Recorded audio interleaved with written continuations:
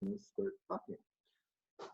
Well, hello, Region 4. This is Jared File, and this is our Meet Your Neighbor for the week. And this week's Meet Your Neighbor is our friend up in the canyon, up at a field trailer, Miss Stacy DeWitt. Say hi, Stacy. Hi, Stacy. There you go. So, Stacy, I wanted to talk to you kind of to hear all about your story, but the main thing that I think about when I think about you is you just led a project that actually opened up a closure early. Like that never happens. Talk about your team. How did they do that? And what was the project? Well, it was an awesome team, and Flatiron put multiple crews on this job. They worked night and days, 24/7. So working the weekends, and it was just go nonstop. It was a big push. And but, just because people don't know what project was this? Oh yeah, so this is the US 36 Muggins Gulch project. We also call it Site 17. It's had a bunch of different names. That only means something to us. Yeah. So Stacy, what is your official title here? Project engineer. Project engineer, okay. And how long have you been with CDOT? About 15 years. 15 years, wow. What brought you here? Well, after I graduated from CSU, I worked some odd jobs. I had some temp jobs, right? It was 2003 when I graduated, and I was looking for my first engineering-related job, and an opportunity came to work as a temporary on the Berthoud Bypass project with Greg Courier and Steve Bignell, and so I got my start working out of the Loveland office, and that was a really interesting project to work on. We had some unusual challenges and had to do some research on why we were having problems with the subgrade. I just found that fascinating. I love engineers, what they find fascinating. Right? Yeah, I guess I fall in with the norm there. The typical engineer. Yeah, we had to do some forensic engineering. This guy flying from Texas, Dallas Little, and he's a professor, and I think he's a professor, and just really got into the science of subgrades. And anyway, I enjoyed being outdoors. I enjoyed being a part of a team and seeing something come together that would be used for decades after I was a part of it. I found that very satisfying. That is awesome. So I've been here for 15 years, been involved in a lot of projects. What's the project that when you drive by it, you get that kind of swell of pride of being involved in it? State Highway 52 in Boulder Creek. And why? In their town of Erie. Okay. Why?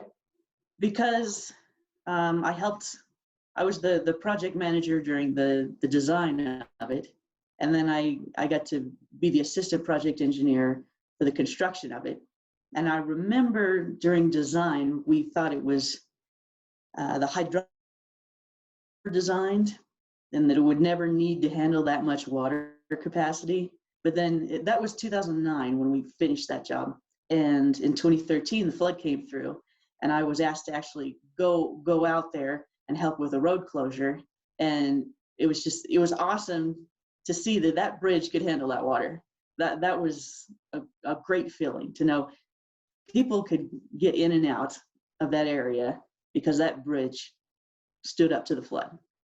So that gave you some bragging rights, didn't it? Yeah, I'll never forget that. That is very cool. That is awesome. By the way, I just want people to know you are in the field office, which is why the connection may be a little shaky here, but That's what we Yeah. deal with in field offices, right? That's right. Yeah, I'm up So, here on US 36. Yep. okay. Between Lions and Estes Park. All right. So, Stacy, another part of engineers is probably, especially 15 years ago when you started out, there weren't a lot of women in the engineering side of this. How has that? I mean, it seems like it's definitely been changing. We're seeing a lot more young female engineers coming through, but how has that been for you? How did you get into that, and how has that been for you? Well, I guess it didn't really faze me because I studied mechanical engineering at CSU, and there were very few women to begin with, and every year there were less and less. Oh. So that was kind of par for the course. Okay. It's taken more getting used to have other women to work with.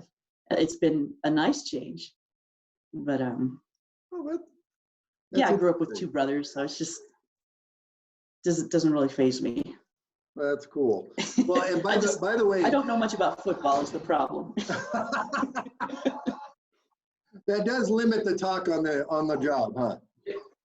It does. Got to get creative. And by the way, you keep mentioning CSU, and I have to say I'm a huge CSU supporter, but my background is because my son is graduating from CU this weekend. So my other son is going to CSU, Congratulations. so I have money going both places. Okay. House divided. Stacy, what do you like doing outside of CDOT? What do you do when you're not in a field office? Well, I like to be outdoors. Live in Longmont. I've got a dog. I'm looking at maybe getting another dog, and just enjoy getting out in the community. And I love going to dog parks. What kind of dog do you have? And she's a St. Bernard mix. She's about 100 pounds. Oh. Yeah, so a small one. Right. Yeah. She's the size of a small person. Oh, that's good. How have you been doing through all of this weirdness that we're dealing with right now? Well, probably working on this project, keeping busy with this project has helped me keep my sanity. It's helped me keep some structure in my day. When I have free time, I'm just trying to catch up on all the things at home that have kind of gone on the back burner while I've been working on this project. I've been trying to figure out how to make lanterns, because people are trying to, well, I know some people put up Christmas lights for, I don't know, a way to, what's the word I'm trying to kind of to make things happy when things are cruddy. Right, make things happier. So I didn't want to, Christmas lights didn't work for me, but I'm trying to make some kind of fun summer lanterns out of recycled materials.